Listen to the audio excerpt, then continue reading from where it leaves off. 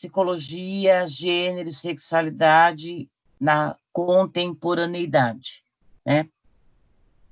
E aí a gente discutiu um pouco, historicamente, o que dizia o texto, e eu acho que vocês problematizaram muito, porque é algo, né, falar de sexualidade ainda é um tabu, até para nós, né? A gente percebe isso, o quanto que é difícil a gente lidar, entender o que é sexualidade, e para a gente trabalhar com a sexualidade, a gente precisa de entender alguns conceitos, né? Então, a gente tem aí uma área que até eu cheguei a comentar com vocês, que, por exemplo, agora, na infectologia, onde eu estou, eu faço avaliação para ressignificação sexual. Então, é aquilo, a pessoa ela se identifica como mulher dentro de um corpo de homem, e ela quer mudar de sexo. Então, existe todo um protocolo, né, serviço, que a gente tem que cumprir, que a gente tem que fazer. Mas para que a gente cumpra esse protocolo, a gente precisa de estar muito claro algumas definições para nós, né? E aí, eu trouxe o que está na apostila, o conceito de gênero nasceu das discussões do movimento feminista. Então, diferente do psicólogo, né, que ninguém foi às ruas pedir psicólogos, né, que eu estou dizendo isso, que a psicologia, ela nasce do movimento industrial, do desenvolvimento industrial. Ninguém, não teve um movimento. Quando a gente fala de gênero, essa discussão, essa palavrinha, ela nasceu das discussões do movimento feminista. E aí ele coloca o autor que ele não deve ser meramente concebido como algo cultural, né, de significado num sexo propriamente dado, né? Ele tem que designar também o aparato mesmo de produção mediante o qual os próprios sexos estão estabelecidos. Quando a gente fala de gênero, tem um exemplo bem claro na nossa vida, como o gênero está muito ligado também à questão da violência. Por exemplo, eu até trouxe esse exemplo na aula.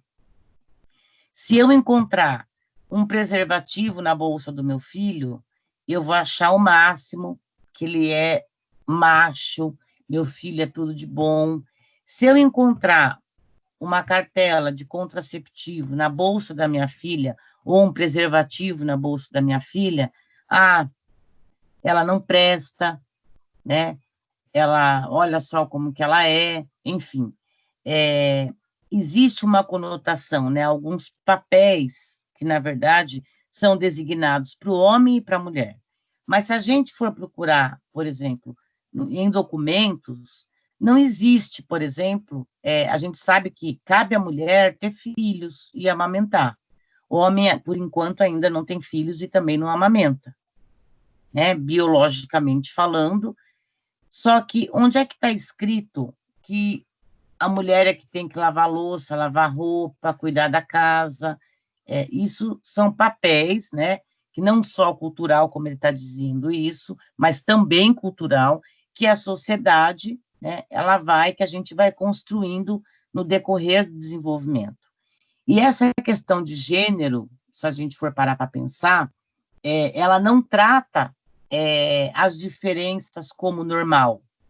As diferenças são normais, a gente sempre fala isso, mas, na verdade, ela é tida como desigual, e é essa desigualdade que vai produzir a violência, que a gente fala que é a violência de gênero, onde a sociedade, apesar de todos os movimentos, tem, né, coloca, imprime isso para nós, que a mulher é o sexo frágil, que a mulher é fraca, né, e a gente vê isso na nossa própria relação de trabalho. Na OIT, por exemplo, ainda existe hoje, no mercado de trabalho, as mulheres recebem menos do que os homens, né?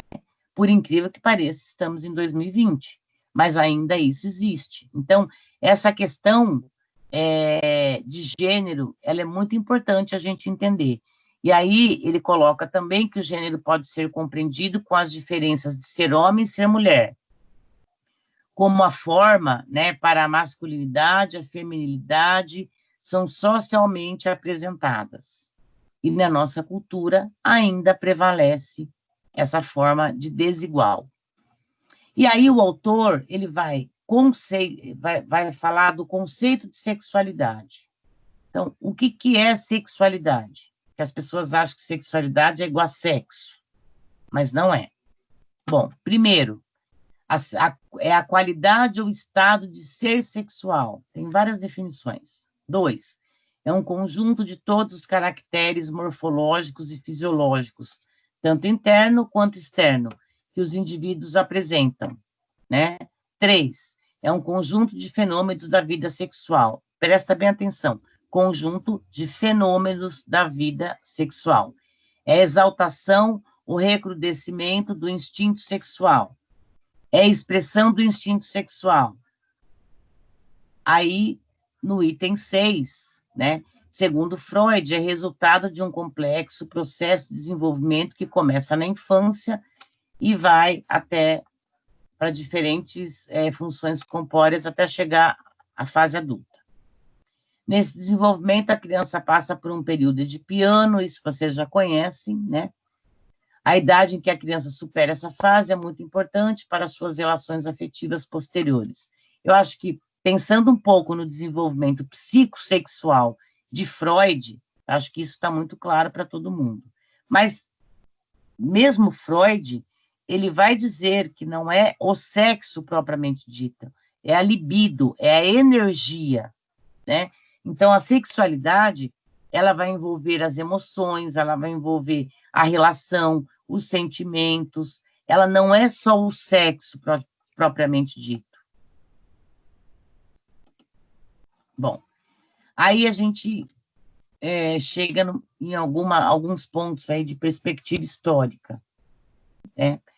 Não podemos desconsiderar os fatos históricos da história da sexualidade. Então, ele começa que na Grécia Antiga, o papel ativo do homem na relação sexual era algo muito importante, pois assumir o papel passivo era agir como as mulheres, olha só, ou as crianças, considerado inaceitável. Essa distinção aparece em diversas culturas, nas quais as relações homossexuais entre homens são toleradas desde que não impliquem a efeminação. Porque a efeminação nada mais é, segundo a visão deles, algo passivo. Tudo aquilo que se aproxima do feminino é menos. Então, aqui, ó, olha que interessante, as relações homossexuais, elas até eram e são toleradas, mas não pode implicar na efeminação, porque a efeminação é menos dentro da nossa cultura. E aí, ele coloca as definições, né? Então, a gente tem o sexo biológico, que nada mais é que um conjunto de informações cromossômicas, órgãos genitais, a capacidade reprodutiva, as características fisiológicas secundárias, né? Que vai, os hormônios aí, que vai distinguir os machos e as fêmeas. Então, a gente tem aquilo que é herdado, que é o biológico. E aí ele traz a definição da sexualidade como um todo, né? Então, a sexualidade, ela vai se referir às elaborações culturais sobre os prazeres e os intercâmbios sociais e corporais que compreende o erotismo, o desejo, o afeto, as noções relativas à saúde, à reprodução, ao uso de tecnologias, exercício do poder na sociedade. Aqui a gente pode dizer, por exemplo, o pessoal fala muito hoje de planejamento familiar. Esse termo não existe mais. O que existe é saúde sexual e reprodutiva. Porque o planejamento familiar ainda é arcaico. Ainda a mulher tem ainda no planejamento familiar, quando a pessoa vai optar por uma cirurgia definitiva, laqueadura ou vasectomia, a gente faz um documento, mas o marido tem que assinar o papel. Quer dizer, ainda prevalece a questão do corpo da mulher, né, de quem que é o dono desse corpo. Tudo bem que tem autores que dizem assim, mas é porque é planejamento familiar, então o casal tem que estar no consenso. Ok, mas quem define isso, né, esse corpo dessa mulher, ainda é o homem. As definições atuais da sexualidade vai envolver ciências sociais, né, vai envolver significados como ideais, ideias, desejos, sensações, emoções, experiências, condutas, proibições, fantasias, né? Ou seja, são modos diversos em diferentes contextos sociais e períodos históricos. Então, a sexualidade, ela vai além do sexo. Gênero, para a gente ter uma ideia, esse conceito surgiu em 70, com profunda influência do pensamento feminista. Para as ciências sociais e humanas, o conceito de gênero refere-se à construção social do sexo anatômico. Ele foi criado para distinguir a dimensão biológica da dimensão social, baseando-se no raciocínio de que há machos e fêmeas na espécie humana. No entanto, a maneira de ser homem e de ser mulher é realizada pela cultura. Assim, o gênero significa que homens e mulheres são produtos da realidade social e não decorrência da anatomia dos corpos. Olha que interessante, vamos pensar. Homens e mulheres são produtos da realidade social e não é em decorrência da anatomia dos corpos. Aí, eu ouço muito aluno falar algo assim, fulano é homossexual porque a opção dele é ser homossexual. Eu garanto para vocês que ninguém, ainda mais com a homofobia, com o país homofóbico, com o governo homofóbico, eu garanto para vocês que não existe alguém que vai optar em ser homossexual ou lésbica. Isso não existe. Então, esse termo, a opção sexual dele, não existe. Isso é do senso comum, porque ninguém vai optar a ser discriminado, passar por situações vexatórias, ninguém vai passar por uma situação dessa porque ele escolheu. Eu estou atendendo uma pessoa que vai colocar silicone, e para ela colocar silicone, eu tive que colocar lá o nome dele, homem, do sexo, o nome social dela e dizer, porque ela vai chegar num hospital, que ela é trans, vai chegar num hospital, e como é que ela vai dizer para o hospital que ela vai colocar silicone? Então, ela precisa de um documento, né, da psicóloga que atende, para dizer que ela tem um nome social, porque, na verdade, ela tem um corpo de homem, mas uma alma de mulher, ou seja, ela é uma mulher dentro de um corpo de homem. Olha o quanto isso é complexo, que não é tão simples. E eu garanto para vocês que ela, né, não optou por isso. Ela nasceu biologicamente macho, só que dentro de um corpo, né, de macho, porque ela é uma mulher, ela se identifica com a mulher, como uma mulher, né? E é muito complicado isso quando a gente resume, né, como algo que foi opção. Eu tenho certeza que ela não optou por isso. Então, como psicólogos, a gente tem que desconstruir essas palavrinhas mágicas, né? E aí, o que é importante? A gente tem a identidade de gênero. O que é identidade de gênero? Diz respeito à percepção subjetiva de ser masculino ou feminino, conforme os atributos, os comportamentos, os papéis convencionalmente estabelecidos para homens e mulheres. Então, a minha identidade de gênero é a percepção subjetiva. Eu posso ter vagina, o que me diz que eu sou do sexo feminino, mas eu posso ter uma percepção subjetiva de que eu sou um homem. Então, a minha identidade de gênero é masculina. Eu tenho a orientação sexual. Refere-se ao sexo das pessoas que elegemos como objetos de desejo e afeto. Eu sou uma mulher, e eu elejo o meu desejo, o meu afeto para uma outra mulher. Então, eu tenho a minha orientação sexual, que aí eles reconhecem 3 tipos de orientação. A heterossexualidade, que quando a gente tem a atração física pelo sexo oposto, a homo, que é a atração física e emocional pelo mesmo sexo, e a bissexualidade, que eu tenho atração física pelos 2 sexos. Então, é muito importante para a gente ficar claro o que é identidade de gênero e o que é a orientação sexual. Bom, aí, ó, aqui tem o sexo biológico, né, ó, que aí, ó, sua genitália e combinação dos cromossomos. Eu tenho a identidade do gênero, que é a maneira com a qual você enxerga e se identifica, tá? E eu tenho a expressão de gênero, que é a forma e o comportamento que você expressa seu gênero, certo? Deixa eu ver se dá aqui. E aqui eu tenho a orientação sexual. Isso aqui é um esqueminha.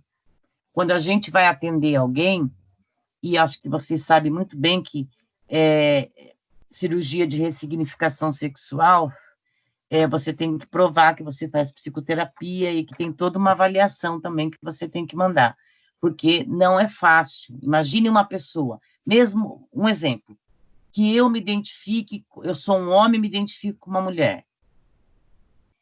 A minha identidade de gênero é feminina e a orientação aí não cabe, mas vamos supor que eu queira mudar de sexo.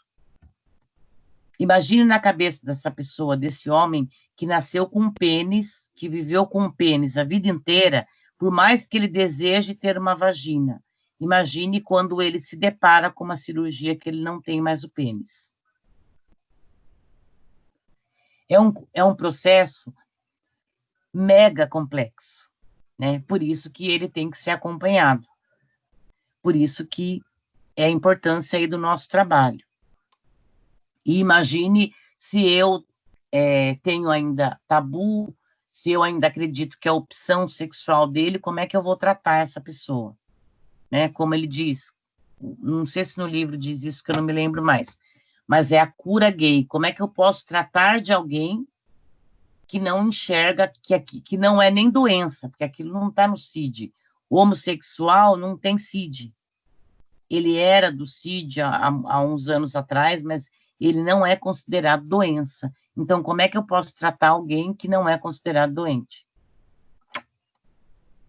O que eu posso tratar, talvez, é o sofrimento que envolve, que acomete a pessoa em função da discriminação, da rejeição, da homofobia, né? Isso eu posso nem tratar, lidar com esse sofrimento. Mas eu não tenho como curar gay, né? Isso não existe. Quer dizer, para alguns existe. Bom, a homossexualidade, os conselhos de psicologia contam com uma resolução que adverte que psicólogos e psicólogas não devem entender a homossexualidade como doença, perversão ou desvio. Logo, em nossa prática, não curamos o que não é considerado doença. É o que eu acabei de falar. Se existir um psicólogo, pelo amor de Deus, que é contra a sua própria orientação do conselho, uma dica: nunca atendam um homossexual. Eu trago um exemplo muito claro, até trouxe para vocês um dia.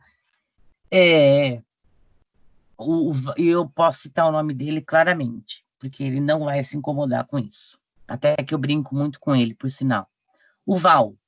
Um dia a gente estava no café, e aí o Val é lindo, maravilhoso, né? E eu comecei a falar, esse homem é lindo, olha como ele é lindo. Aí uma pessoa que estava do lado do Val olhou para mim e falou, ai, professor, ele é gay. Aí ele virou para a pessoa e falou assim, mas eu tenho pênis, eu sou homem. Acabou, né? Falei, parabéns, né? Ele é homem. Então, assim, é como se, é o bonito, mas é gay, mas e daí que ele é gay? Ele é bonito, né? Então, olha o posicionamento da pessoa, mas ele é gay. Mas espera aí ele falou, mas eu tenho pênis. Então, eu acho que essas coisas devem acontecer. Aí teve um movimento que vocês conhecem, que é o movimento LGBT. A fundação da primeira e maior rede das organizações LGBT brasileiras, que é a ABGLBT, que é a Associação Brasileira de Gays, Lésbicas e Travestis. Ela surgiu em 95, tá? E aí, nesse mesmo ano, né, com o projeto da Lei da União Civil ou da Parceria Civil Registrada, ocorreu uma grande mobilização para um debate social e nacional sobre o tema, que só foi possível por meio de um espaço alcançado pelos meios de comunicação e pela mobilização das pessoas, mas que sofreu e ainda sofre muitas críticas conservadoras nesse sentido.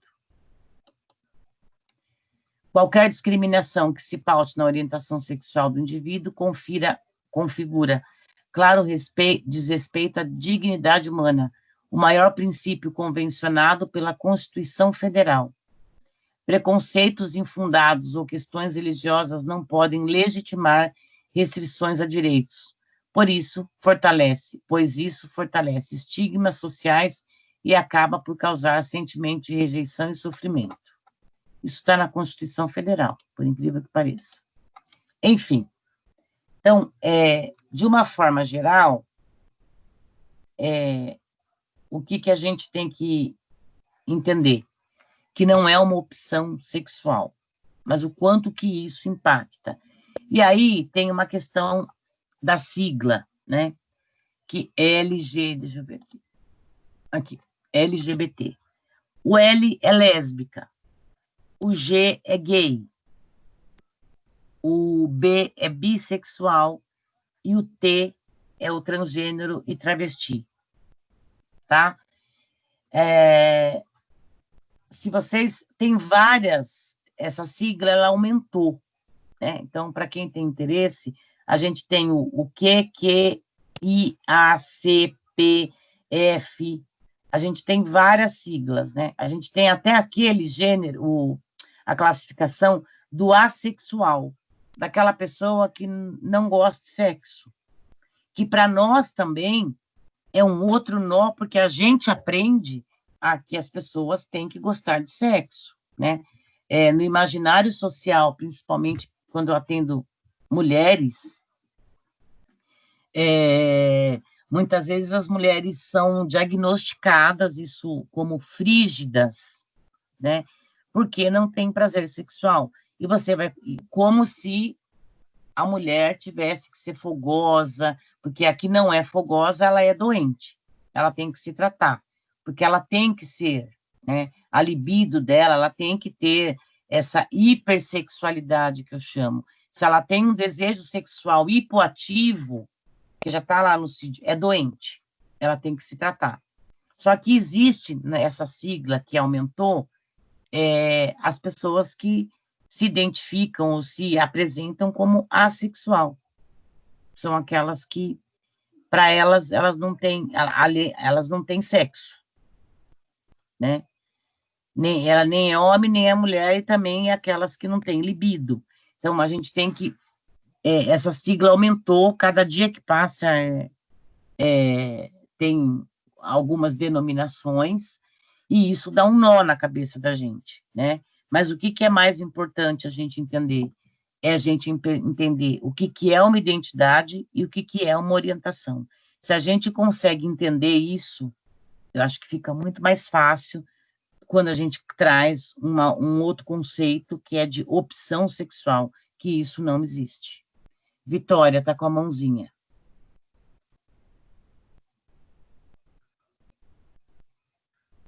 Pode falar, Vi.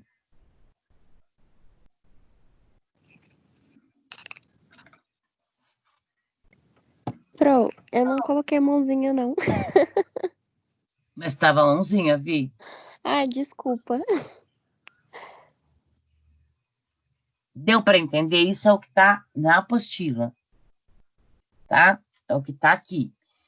Agora, vocês viram os documentários, a Vitória trouxe um filme, a Ju falou de um documentário. Como é que vocês pensam, mediante o que vocês leram, o que vocês assistiram, como é que vocês enxergam isso, assim? Que estratégias o psicólogo tem de enfrentamento do tema? Pro, eu tenho uma dúvida, aproveitando. Você falou que você trabalha com essa questão do transgênero, né? Uhum.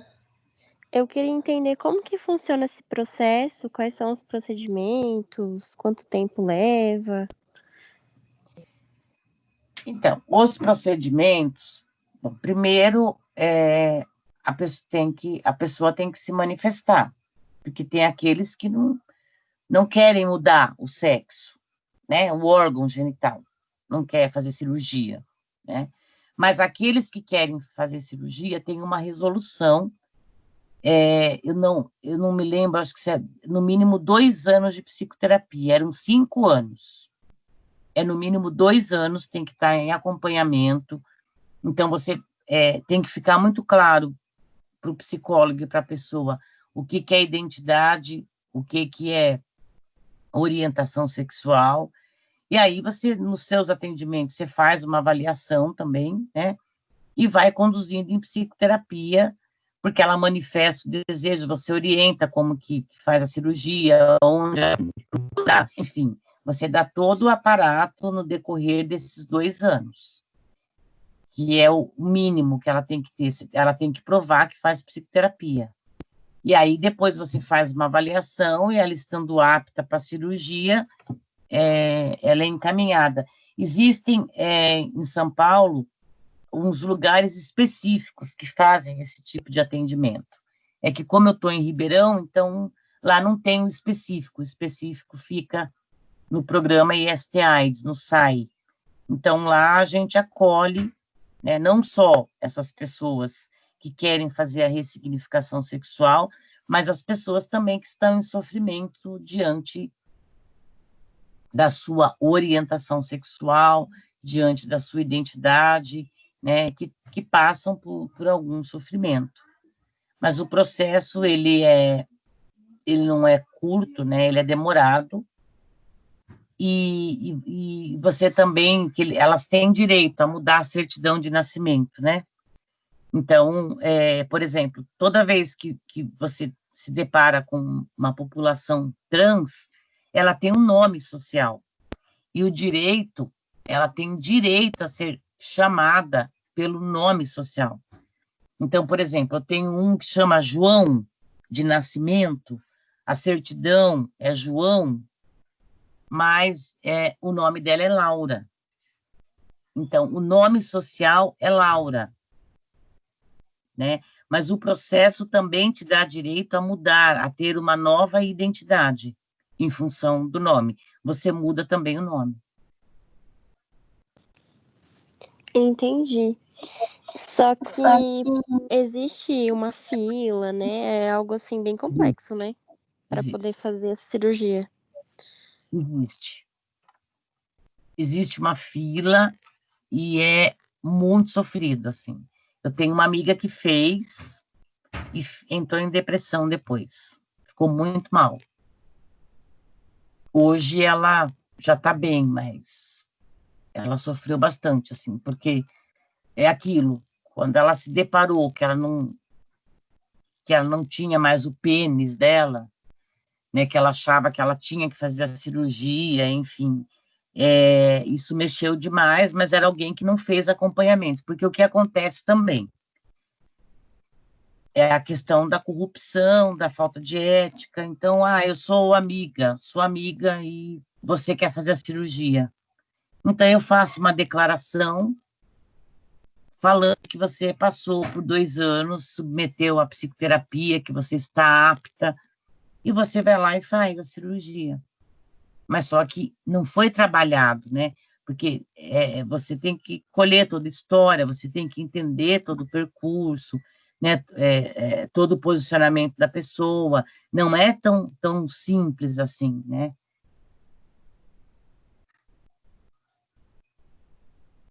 Sim, até comentando a respeito do documentário que a Ju enviou, eu achei incrível porque deu para entender bem essa questão da opção, né? Que ela não existe.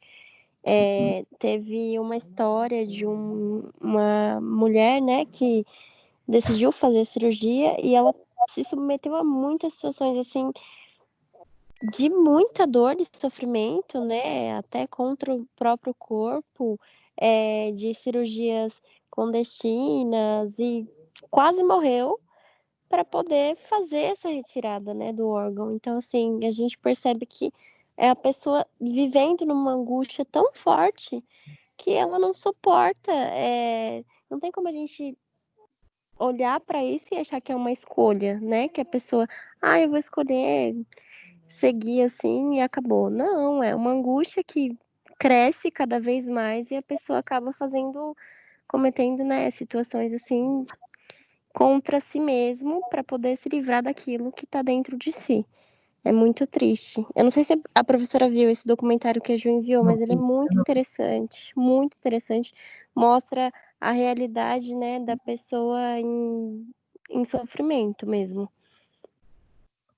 Eu vou ver nas férias, mas é muito sofrimento. E quem dirá aqueles que têm muitos,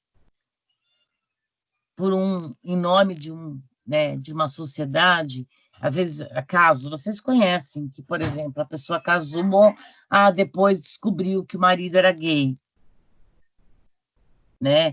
Tem muitos. Exatamente, saiu, aquela palavrinha mágica, saiu do armário, né? Na verdade, é aquela pessoa, você imagina o quanto de sofrimento que ela teve, né? Que ela passou, e vai ter mais porque aí, a partir do momento que ela assume isso, né? Como é que essas relações familiares são afetadas nesse sentido? E muitos nunca vão sair do armário, mas serão infelizes a vida inteira. Rose. Oi. Boa noite, aqui é a Vivi. Oi, Vivi. Eu estava conversando com a Vitória quando teve a aula, e a questão do casamento, aliás, antes disso, a questão do casamento e as pessoas casam e tem a angústia e tudo mais com a família, isso acontece muito dentro do ambiente da religião, né? Que a pessoa casa e aí é quando ela tem o primeiro contato com o parceiro e tudo mais. E aí depois ela passa uma vida inteira, às vezes, né, se crucificando, achando que ela tá toda errada e que ela tá arruinando a vida das pessoas e a dela. E muitas vezes isso acaba levando até ao suicídio, né? Também. Eu estava conversando com a Vicky sobre a sexualidade há umas semanas atrás. E assim, antigamente não se falava sobre isso. Então, até hoje, é uma das orientações sexuais, orientação sexual mais invisibilizada do movimento. E eu conheço muita gente dentro da comunidade sexual que sofreu durante muito tempo, foi julgada e colocada na cruz, tipo, você tem algum defeito, porque as pessoas se casavam e aí a mulher, o homem, não queria se relacionar sexualmente. E aí achavam que tinha algum defeito neles. E depois, quando começou a se falar da assexualidade, as pessoas começaram a tentar se encaixar, né? Porque, querendo ou não, as pessoas tentam se encaixar. E aí me deixa muito nervosa pensar que uma pessoa sofreu a vida toda uma angústia psicológica se culpando por algo que, na verdade, é ela, né? Não tem nada a ver. E muitas mulheres e homens também se forçaram a fazer, no caso, ter a relação sexual para agradar o outro, e ainda hoje tem. E só pela conta de agradar, sendo que, na verdade, isso deveria, né, ser algo respeitado, respeitar o corpo alheio. E eu estava falando com a Vicky sobre isso, que muita gente, muita professora, você não faz ideia, já passou por isso, ainda hoje passa. E, e eu vejo psicólogos, alguns no caso, que ignoram totalmente essa orientação, achando que é tipo algum transtorno, sendo que a OMS ela já tirou a sexualidade do quadro de transtornos, não é mesmo? Sim, mas é muita gente mesmo. O sofrimento é muito. E é isso que você falou mesmo. A gente não tem noção da quantidade. A Juliana também está levantando a mãozinha aqui. Oi, Pro. Eu vou precisar sair daqui a pouquinho, mas eu queria tirar uma dúvida. Ainda levantando uma questão que mostra lá naquele documentário que eu te passei, a gente percebe que as pessoas que elas têm a disforia, eles têm um sofrimento muito grande desde muito cedo, né? E que nem teve um caso que mostra lá no documentário, que a Vitória comentou, que ele tentou tirar o próprio testículo, vamos falar assim, e por isso ele teve várias complicações, foi atrás de cirurgia clandestina, porque a parte da disforia era muito forte e trazia muito sofrimento para ele. Nesse caso, eu queria saber assim de você, você acha que a terapia de 2 anos, ela é realmente necessária ou ela talvez seja muito extensa para alguém que está em tamanho sofrimento? Então, Ju, eu entendo que depende muito de pessoa a pessoa, né? Eles colocam que, no mínimo, 2 anos, mas, por exemplo, para você entrar no processo, se você faz uma declaração dizendo que a pessoa está sob seus cuidados, você tem que fundamentar muito bem. Claro que a pessoa que está 1 semana, você não vai, porque a pessoa que tem, né, que está nesse nível de sofrimento, ela não tem nem condições de decidir. Se ela já está nesse nível de sofrimento, já denota o quanto que ela não tem condições de decidir. Não é o momento para ela decidir. Então, primeiro, nos cabe, acho que colocar a pessoa, centralizar isso, né, problematizar e fazer com que ela se acalme ou que encontre estratégias de enfrentamento da questão para poder chegar na cirurgia. Porque se a pessoa chega, eu quero, é o que eu mais quero, que existe isso mesmo, você vai optar pelo clandestino, mas se você tem o seu humor, ele é instável, você não pode aprovar uma cirurgia de alguém que está instável, né? E isso já é um sintoma de que você vai ter que tratar primeiro. Ela vai ter que estar preparada para passar, para submeter à cirurgia. É que a cirurgia, ela é assim, é algo assim muito agressivo, né? E que nem você comentou, essa pessoa que ela chegou a entrar em depressão após fazer a cirurgia de troca de sexo. Ao que você poderia supor a causa da depressão em si? Seria o arrependimento por ter feito a cirurgia e querer voltar, entre aspas, a ser homem? Ou porque talvez o processo de recuperação ele é muito sofrido, né? Porque tem toda uma adaptabilidade, ainda tem que fazer todo um processo aí para realmente se concluir a troca de sexo, né? O que você acha que pode ocasionar, no caso, essa depressão da pessoa que você comentou ou de outros que têm o mesmo problema? Eu acho que várias coisas. Primeiro, a dor, o sofrimento, a dor física, que não deve ser fácil. Segundo, quando você faz uma amputação, porque não deixa de ser uma amputação, você sofre de membro fantasma. É a mesma coisa que quem faz a redução de estômago. Você pode estar apta, assim, ou manifesta desejo porque você quer fazer.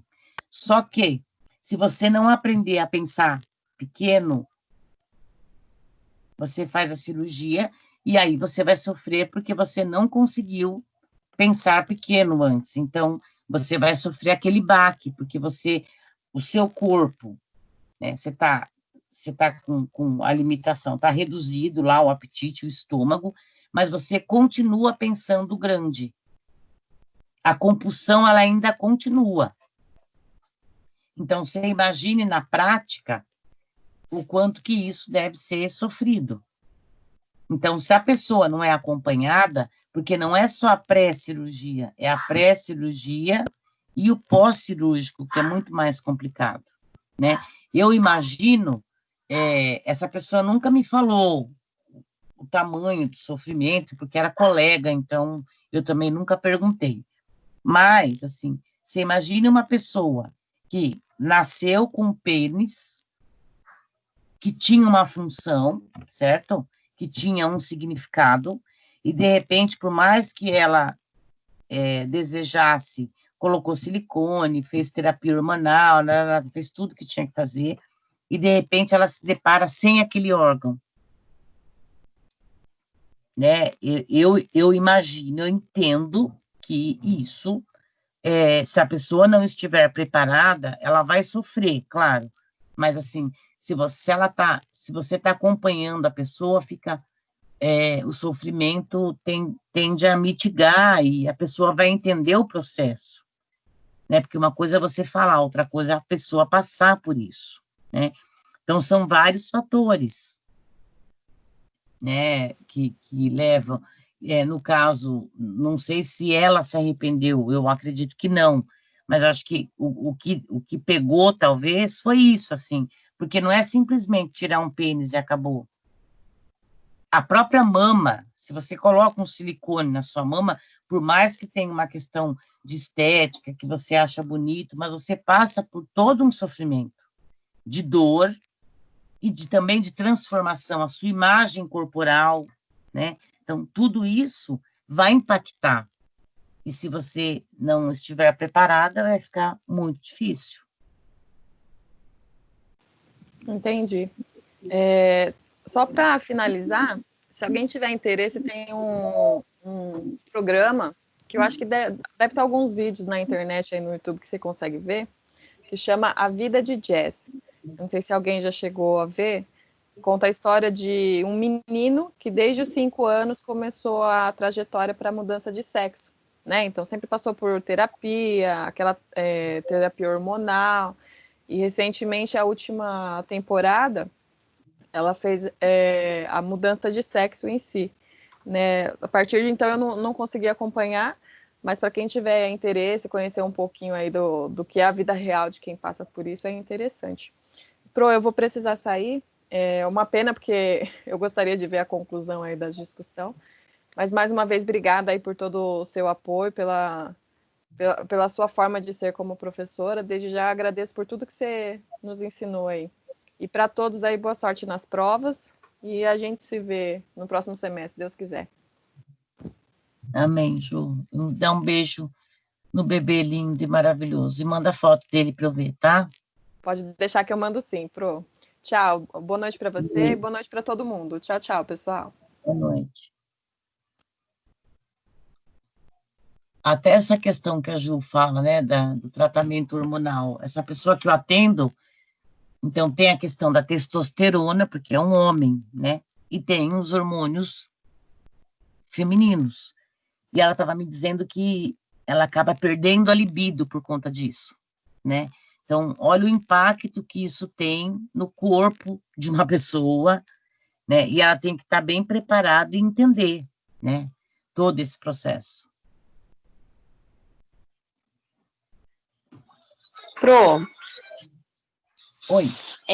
pegando o gancho da Ju, eu ia comentar até isso, né? Eu tinha ido num salão algum tempo atrás e o cabeleireiro, a cabeleireira, né? Que ele não gostava de ser chamado de ele, sim ela, né? Ele estava nesse processo de inclusão, fez a terapia durante os 2 anos, a cirurgia foi marcada, e no dia que foi marcada a cirurgia, ele não conseguiu ir. Tinha comprado roupa, tinha comprado aplique, ele já tinha mudado toda a vida dele para o feminino. Mas na hora de fazer a cirurgia, ele não conseguiu ir. E aí ele voltou novamente para a fila. Sim. Então, isso só demonstra que ele não estava preparado, né? Mesmo o processo psicoterápico não garante que a pessoa, né? Mas o processo psicoterápico é para isso, acho que para sinalizar, para discutir, né? Para que ele entenda, né? Então, às vezes, por que que ele não fez? Será que foi medo? Quer dizer, o que que aconteceu, né? E por isso que é a importância do nosso trabalho, né? Talvez ele até volte para a fila porque não se sentiu seguro ainda do procedimento.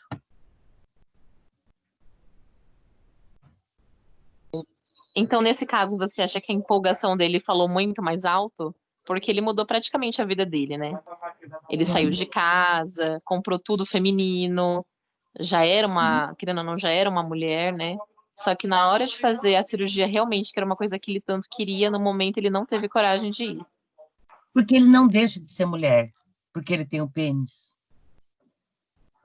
A imagem corporal, mas ele não deixa, eu não sei, ele, cada um, mas ele não deixou essa questão da identidade de gênero, a identidade dele, ele não deixou de ser mulher, a orientação, eu acho que isso não mudou, né? Era o pênis, era a cirurgia que ia legitimar, né? Aquela coisa de, olha, eu sou mulher, de fato, mas ele não deixa de ser mulher por isso, né? Então, algo tocou, talvez a empolgação, porque é aquilo, as pessoas, quantas pessoas fizeram redução de estômago e morreram, e entraram em depressão e tentaram suicídio, porque parece que tudo é muito simples e mágico, é só lá e fazer, mas não é. É o seu corpo, tem todo um metabolismo, todo um mecanismo. Então, se reconhecer o corpo é diferente. Então, tudo isso, eu acho que na cabeça dele, talvez ele não estivesse pronto, mas que ótimo que ele conseguiu voltar para a fila, porque talvez alguma coisa ele não conseguiu elaborar.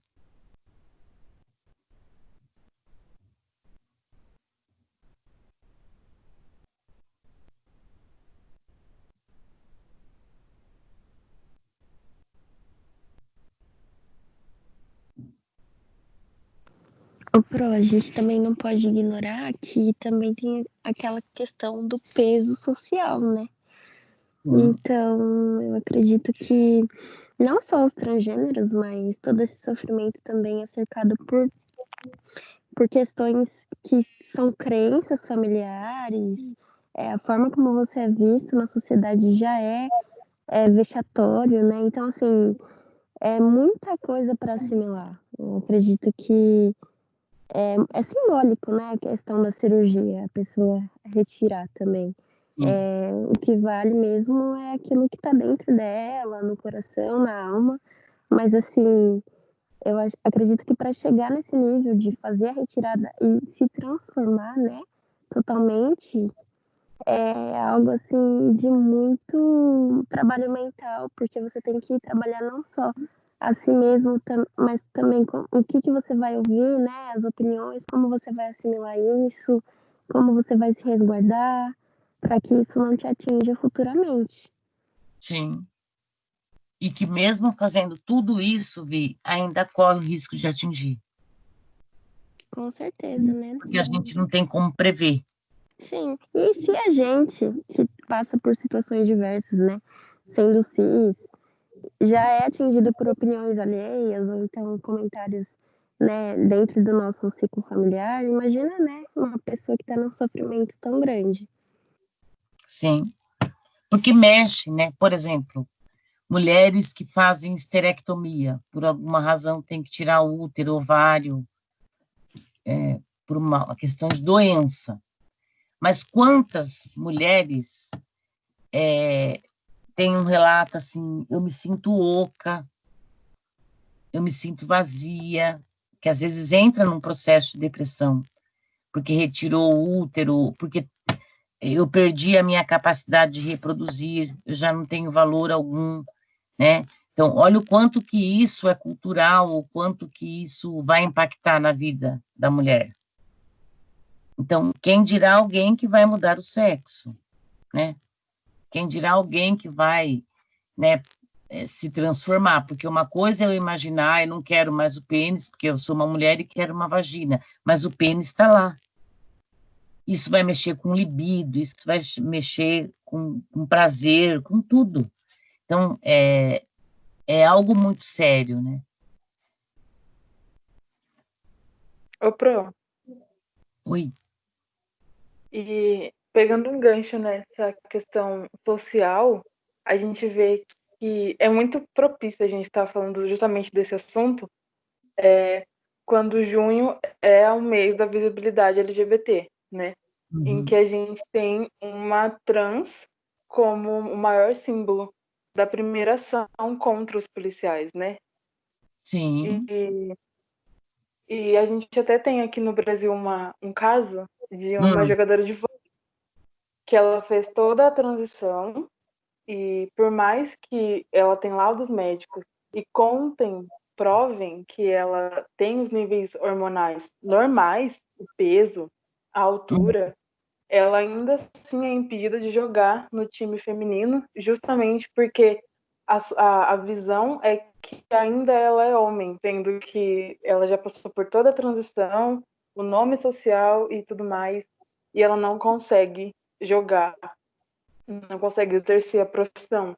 E quantas outras pessoas a gente não sabe, não conhece ou não ouve falar que não conseguem um trabalho, nem nada pela questão de ser trans, né? É um peso muito grande, além de tudo isso que ela carrega, todo esse período de transição e tudo mais, e depois que ela consegue realizar isso, ela ainda não consegue nem seguir a vida dela normalmente. É muito pesado. Muito, é muito sofrimento.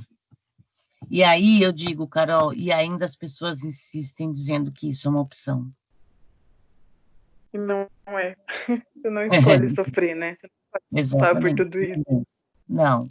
Então, isso é muito sério. De fato, isso é muito sério. É um trabalho, é muito sofrimento. Tanto que agora em São Paulo tem, né, alguns lugares que fazem plantão psicológico, atendimento, fora os atos de violência, né, que elas passam, né, violência, todos os tipos de violência, né, e é muito difícil. Eu conheci uma médica trans, mas era muito interessante, assim, que para a equipe, para o pessoal, falava, meu Deus, é médica, mas é um ser humano, né? Então, assim, o quanto que isso também era complicado, que você via as pessoas dando risada, fazendo piadinha, sabe? Era muito difícil.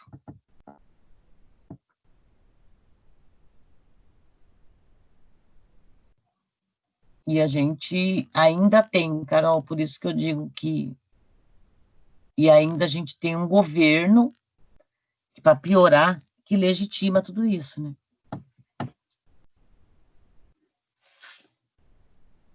Exatamente. É muito difícil você ser LGBT, né? E para quem não é, já é difícil ver, né? Quem se solidariza, né? Quem Sim, olha, quem apoia a causa, você ser LGBT nesse governo e ainda tem a questão se a pessoa é religiosa ou não, ou até mesmo dentro de casa dos pais, é muito difícil. Então, assim, às vezes a pessoa se vê em uma situação em que nenhum dos lados ela tem apoio, nenhum dos lados ela consegue ser ela apenas por ser. sim. E você imagine, grande parte dos adolescentes que eu atendi que tinha comportamento de automutilação ou tentativa de suicídio, uma das queixas era exatamente essa, né? Quando, na verdade, isso nem estava fechado, ela estava conhecendo, se conhecendo, e nem isso foi permitido.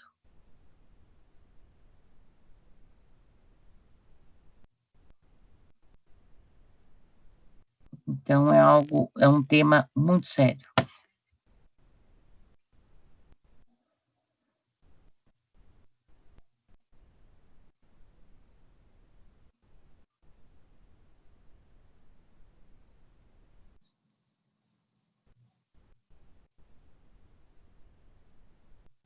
Que silêncio, gente. Professor, eu acho que tem que ser tratado com muita cautela e sempre pedir, tipo, tipo, pedir a ajuda da pessoa para saber como ajudá-la, né? Porque eu sou cercada de pessoas da comunidade LGBTQ e tem horas que eu não consigo lembrar o pronome e aí eu erro, aí eu falo, pera, vamos de novo. Geralmente quando eu tô conhecendo a pessoa, né? Então eu acho que a gente tem que tratar com muita cautela quando a pessoa fala que o pronome é ela, dela. Então, porque senão a gente acaba ferindo, até é uma maneira de ferir a pessoa, chamá-la, né, de ele, dele. Eu tenho uma amiga que ela fala que quando os pais dela a chamam pelo nome da infância, né, o nome biológico, e ela fica muito magoada. Ela fala que ela nem responde porque não é uma pessoa que existiu. Então, eu acho que nós temos que continuar estudando, pegando orientações, vendo palestras sobre, conversar com quem entende e com as próprias pessoas para a gente poder ajudá-las, como psicólogos também, ajudá-las no que for necessário, né? Ouvi-las, no caso.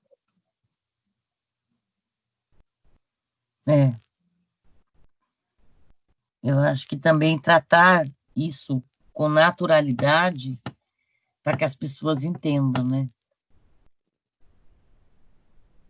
As outras pessoas entendam. Então, eu acho que a gente banaliza muito, a gente divide, né? Tem que ter delegacia para o idoso, delegacia para a mulher, delegacia, sabe? E aí eu fico me perguntando, na verdade, deveria de ter um tipo de delegacia e que as pessoas respeitassem, né, as opiniões, os gostos, as decisões das outras, que conseguisse atender o ser humano enquanto ser humano. Mas, infelizmente, a gente ainda precisa, nesse país, né, ter os guetos, né, ter essa divisão, cada um vai para um lugar, e isso é muito triste, né? Acho que quando isso acabar, aí mas vai ser impossível.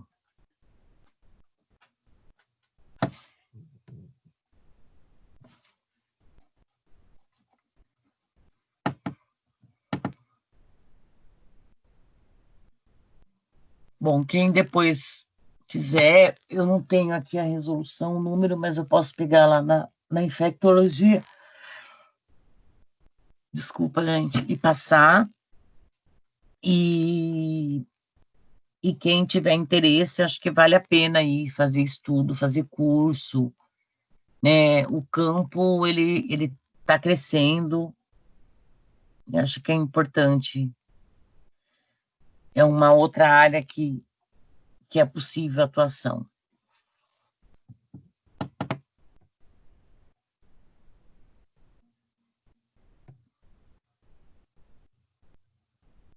Manda pra gente, pra gente poder compartilhar. Eu vou mandar. Tem uma cartilha lá bem interessante. É que eu tô meio com tempo, mas eu vou mandar. Tá bom.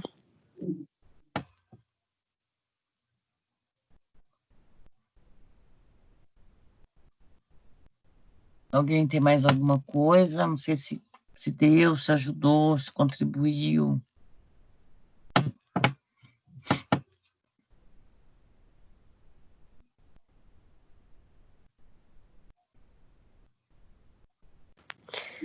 Ajudou bastante, principalmente para esclarecer como que funciona o processo para os transgêneros, que eu acho que é um dos mais complicados, né? Porque tem essa mudança, assim, com a cirurgia e tudo mais.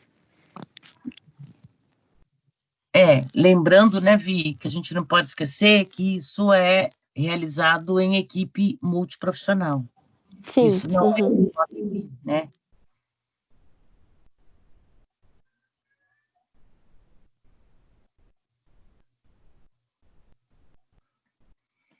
Então, tá bom, eu vou ver se eu assisto os documentários, as indicações de filme nas férias.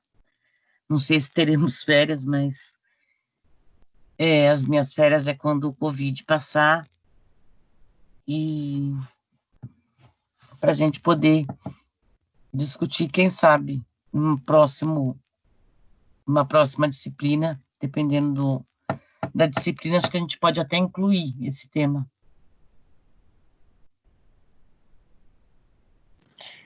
Esse tema ele é muito recorrente, né? A gente tem sempre mais o que aprender sobre isso, porque vão aparecendo novas siglas, novas legislações, então é importante, né, a gente sempre voltar no assunto, até para aprender como lidar, né? Porque eu acredito que é muito novo ainda para a sociedade lidar com essas pessoas.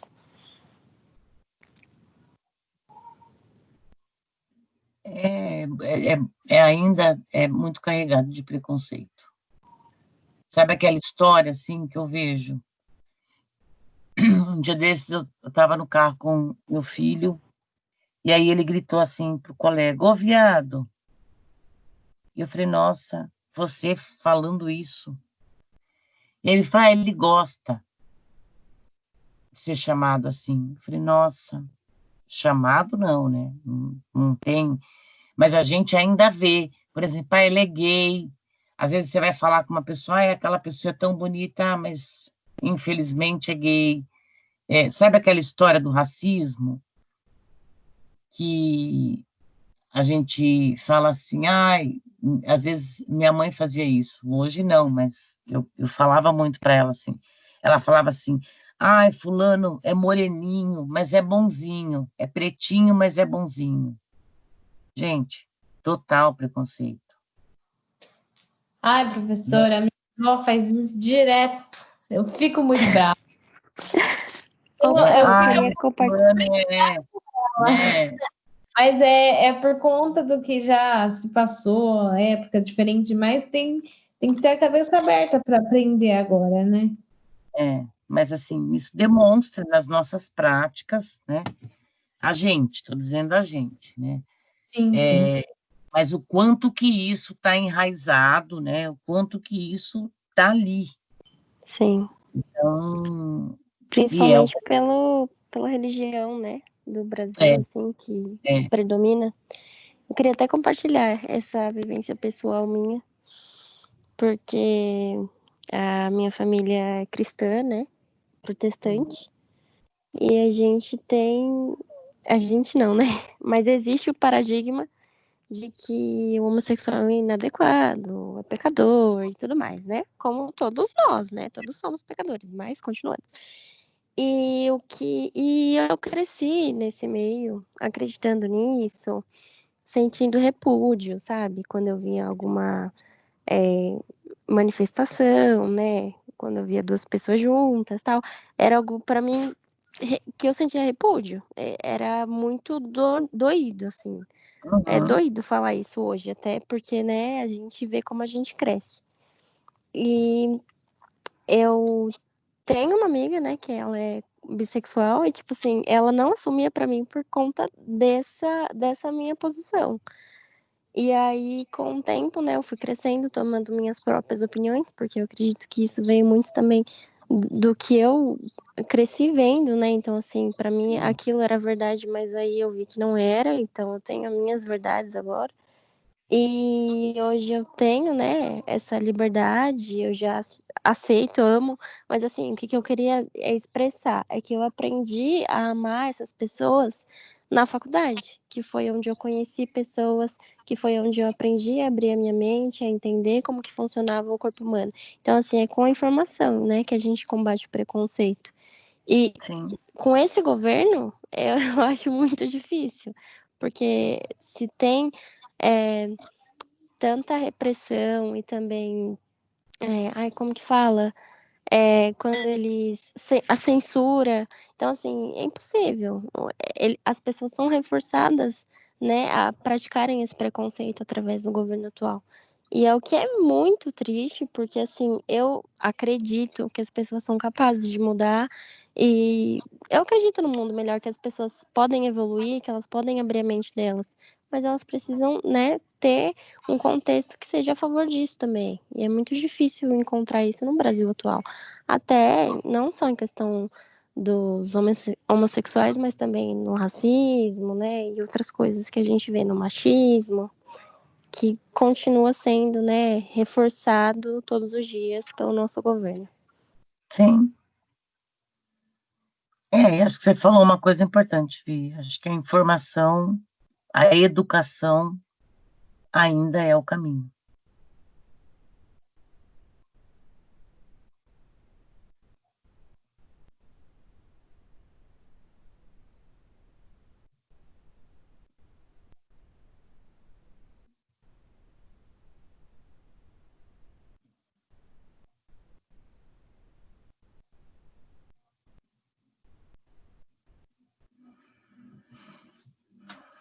Acabou?